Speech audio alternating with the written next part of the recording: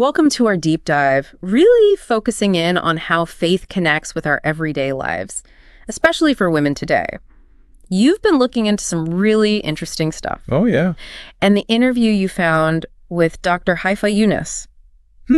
Wow. She's amazing. She is not just a speaker, but a gynecologist. And she founded the Jannah Institute. Jannah Institute. Get ready.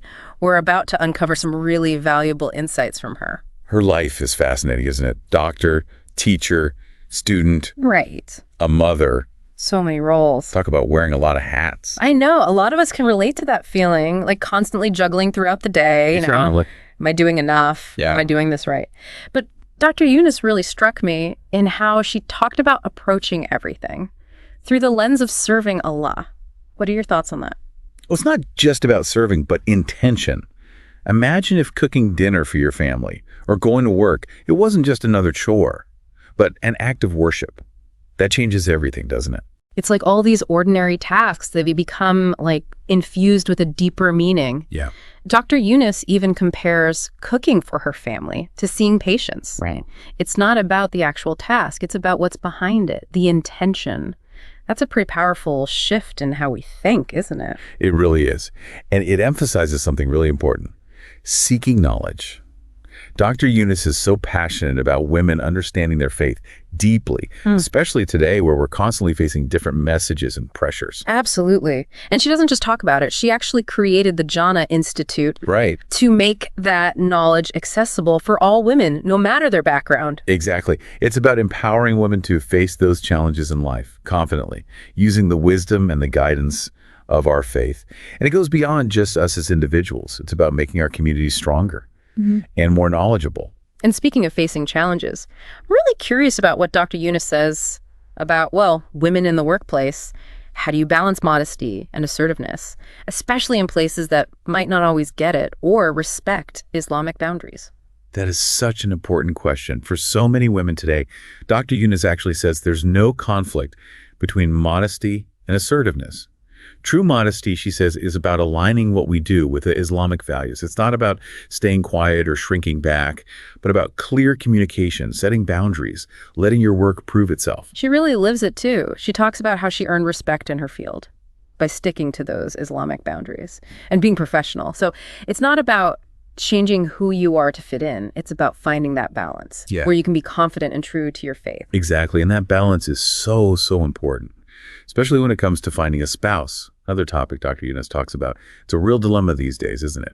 How do you go about actively looking while still following Islamic guidelines?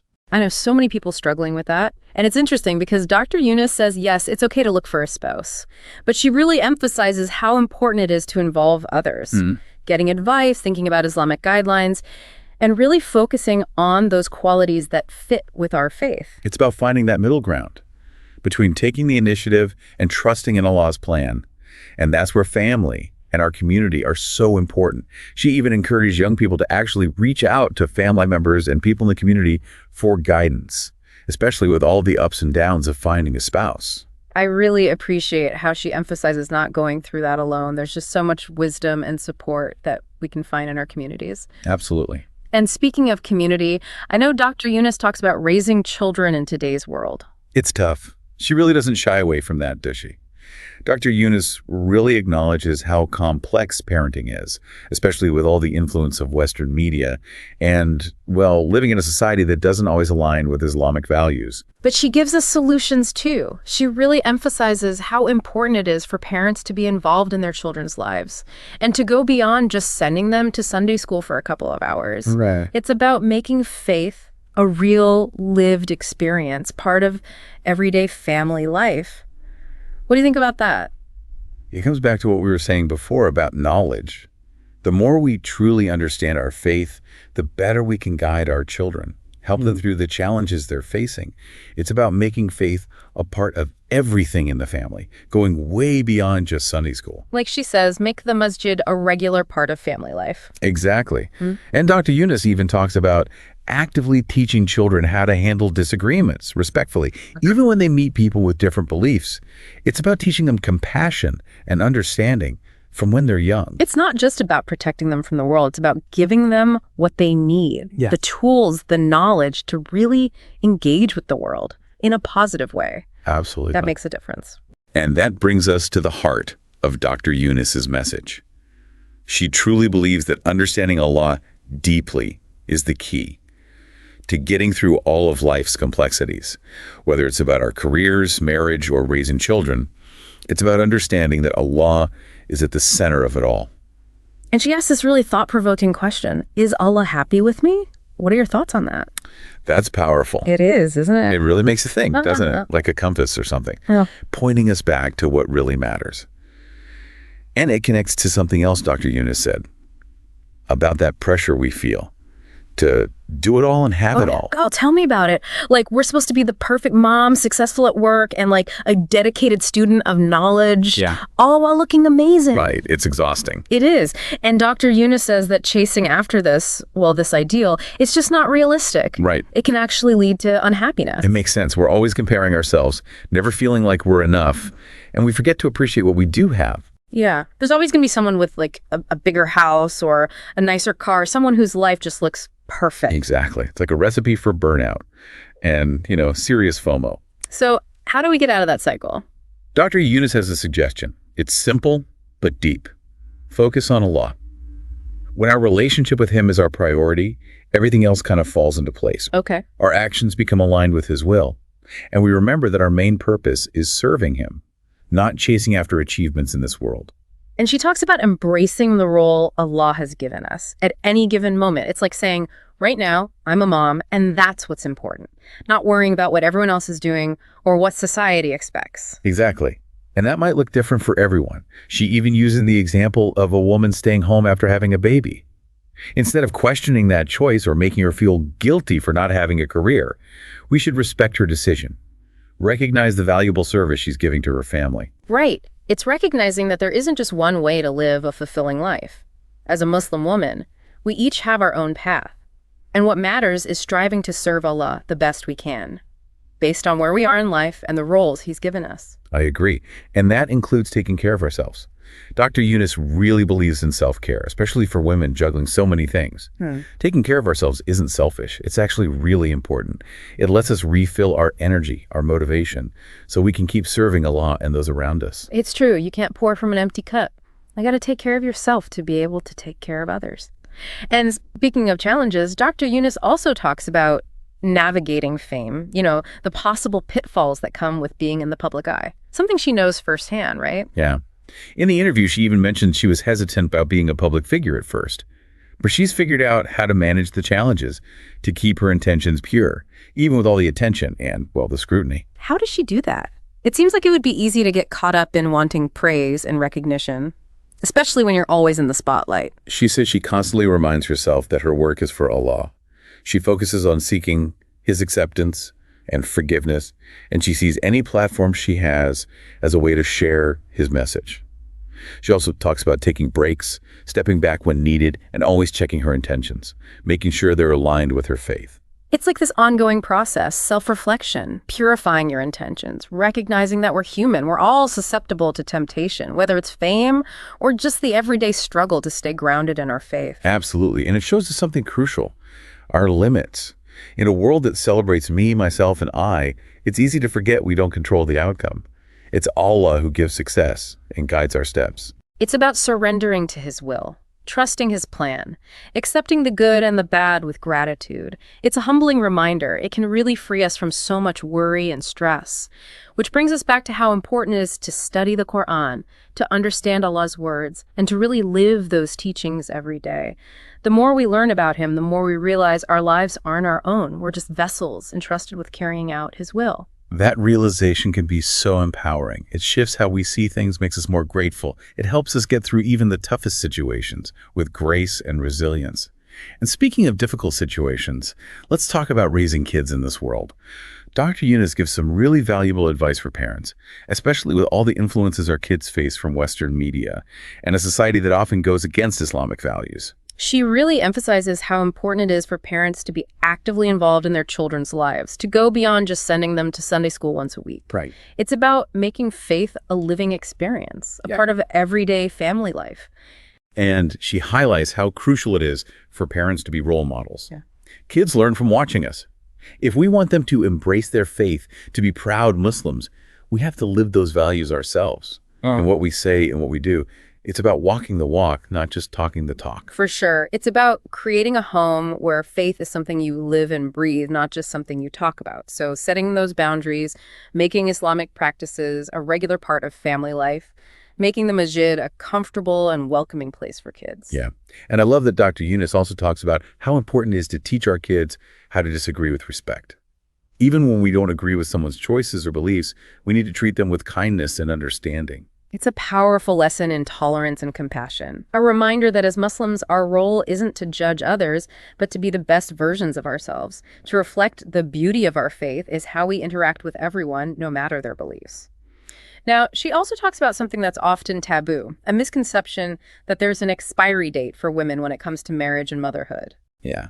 She really challenges that idea, doesn't she? Yeah. She uses the example of Khadija, may Allah be pleased with her, the Prophet's wife. She had her first child in her 40s.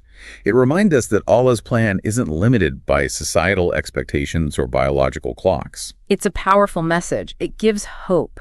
Reminds us not to limit ourselves based on cultural norms or worry about age.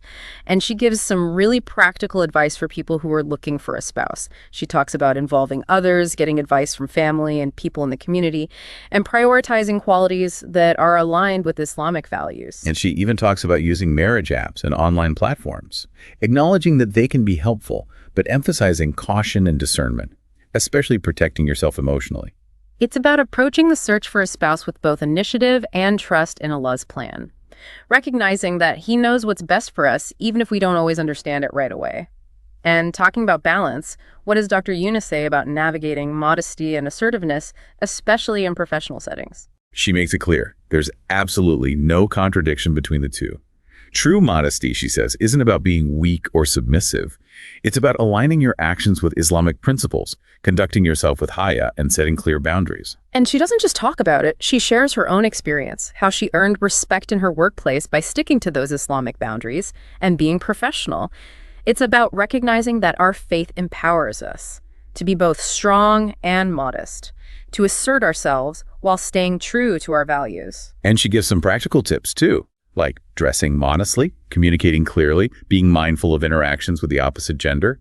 It's about creating a professional and respectful environment where we can succeed in our careers without compromising our Islamic identity. She also brings up women's voices in public spaces and the different opinions on women speaking out or giving dawah. This is a topic that often sparks a lot of discussion, even disagreements within the Muslim community. Right, and this is where respecting different viewpoints is so important. While some scholars believe women's voices should be limited to private settings, others argue that women can and should engage in dawah within the boundaries of Islam. Dr. Younis emphasizes engaging in these conversations with respect, acknowledging that there's room for different opinions within Islamic scholarship. It's about recognizing that our deen is vast, and there often isn't just one right answer. What matters is approaching these discussions with open minds, committed to seeking knowledge and understanding. And before we go to the final part of this deep dive, I want to highlight Dr. Younis's inspiring message about the transformative power of truly knowing Allah. That's a theme throughout the whole interview, isn't it? She sees this understanding as the key to navigating all of life's challenges, the foundation for a fulfilling and meaningful life. And she challenges us to ask ourselves, is Allah happy with me? It's a question that can change our lives, making us constantly evaluate our intentions and make choices that are aligned with our faith. It's about seeking His pleasure in every action, every decision, every interaction, a journey of constant growth, a commitment to striving for excellence in our relationship with Allah. So as we go into the final part of this deep dive, let's keep that question close to our hearts. How would our lives be different if we lived each day wanting to please Allah, to make Him happy with us? That question really makes you think, it's not just about looking pious. It's about that connection with Allah deep down. And, Dr. Younis also talked about worship, and it really resonated with me. I know exactly what you mean. She reminds us that it's not just about the rituals, Yeah. like praying, fasting. Right. It's about bringing that intention of pleasing Allah into everything we do. Like she said, even something as simple as like giving someone a glass of water, it can be an act of worship. If it's done with the right intention. And it's done with the right intention. It really changes how you see your everyday life. It does. You realize that even like the little things, the ordinary stuff, they can be full of meaning when you do them for Allah. It's like a whole new level of like being present Yeah. and intentional. And talking about intention, I know Dr. Younis really encourages seeking knowledge, but not just to fill your head with information. Right. It's not just about memorizing things. Yeah. She emphasizes how important it is to really absorb those teachings. Let them change your heart, how you act. It's about taking that knowledge and actually using it in your life. Yeah. To get closer to Allah. And she talked about her own experience, how studying at that women-only institute in Jeddah, it sparked something in her. This passion for learning and wanting to share that knowledge with other women. That's what led her to start the Jannah Institute, right? It is, and it's so inspiring, you know. It shows the power of education, the impact it can have, not just on one person, but on whole communities. Yeah. It's a reminder that learning, it's a journey, it's ongoing. Yeah. No matter how old you are or where you are in life, there's always more to learn about our faith and about Allah. And Dr. Younis is such a great example of that. Doctor, teacher, student, mother, leader. I know. She does so many roles. But she does it all with purpose and humility. You know, that really struck me throughout this whole deep dive. Her humility. You can see it in everything she does, how she treats people, her approach to learning and teaching. It's like she understands that real knowledge and wisdom, they come from humility, from admitting what you don't know and always seeking Allah's guidance. And it's that humility that lets her connect with people so deeply. She inspires them without making them feel judged or like they're not enough. It's a good reminder. Our faith isn't about being perfect. It's about growing. It's about those small steps every day, asking for forgiveness when we mess up, and trusting in Allah's mercy. That's a beautiful way to put it. And I think it's a perfect way to wrap up this deep dive. It's been such a rich and inspiring look at faith, womanhood, and finding our way in the world. It really has. And I hope it's encouraged you, listener, to keep learning, to deepen that connection with Allah, and to try to live each day in a way that makes Him happy. And remember, even the smallest things, when you do them with sincerity, with the intention of pleasing Allah, they can make a big difference. So go out there and make Him proud. Until next time, may Allah guide and bless us all.